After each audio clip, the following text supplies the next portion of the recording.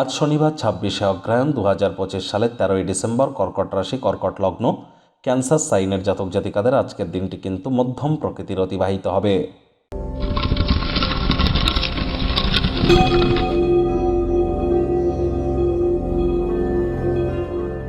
ভিডিওটির শুরুতেই স্ক্রিনে আপনারা দেখতে পাচ্ছেন শনি মহারাজের প্রণাম মন্ত্র।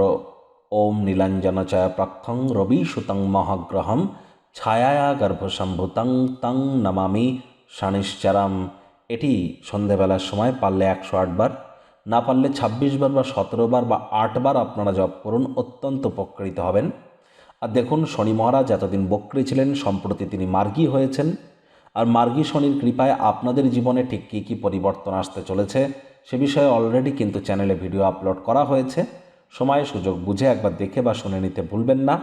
দেখুন, শনি মহারাজের অ্যাকচুয়ালিতে কোনো প্রতিকার হয় না, যেহেতু তিনি কর্মফলদাতা, ন্যায়াধীশ, দণ্ডাধিকারী, তৎসত্ত্বেও বলবো আজ সাদা রঙের বস্ত্র পরিধান করবেন না, হাইজিন মেনটেন করে চলুন, বাসি খাদ্য খাবার খাবেন না, ধর্মপ্রাণ কর্মনিষ্ঠ মাতৃভক্ত হন এবং সরিষার তেল বেগুন খাওয়া থেকে বিরত থাকুন। সরিষার তেল, বেগুন, লবণ আর লোহা, এই কয়েকটি জিনিস আজ যেন ক্রয় করবেন না।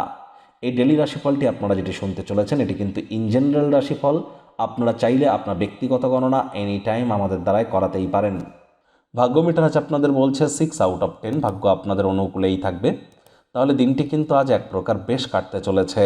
তবে প্রেম, দাম্পত্য, কর্মজাগতিক ক্ষেত্রে একটু সাবধানতা অবলম্বন করে চলতে হবে।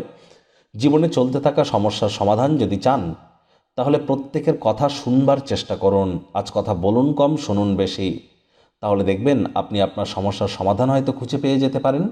কায়িক পরিশ্রম হলেও শরীর মনে সতেজতা এবং তরতাজাই আপনারা অনুভব করবেন।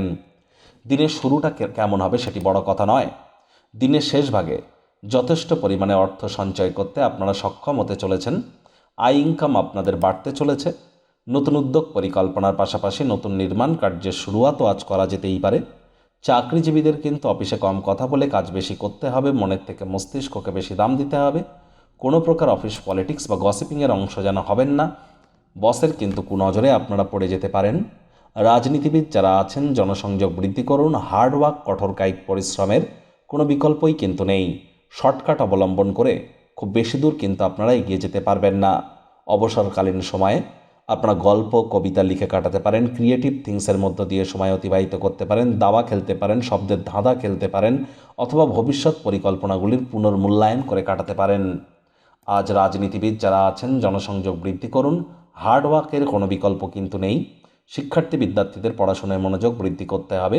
হাউসওয়াইফ যারা আছেন গৃহের কর্ম যত দ্রুত শুরু করবেন সেটি আপনাদের ক্ষেত্রে বেটার। প্রেমিক প্রেমিকা, স্বামী স্ত্রী, ভালোবাসার মানুষের চরিত্র নিয়ে সন্দেহবাতিক যেন হবেন না। ডমিনেটিং নেচারের হলেই কিন্তু ক্ষতি। গৃহের পরিবেশ শান্তিপূর্ণ, নির্ঝঞ্ঝাট পরিগণিত হবে।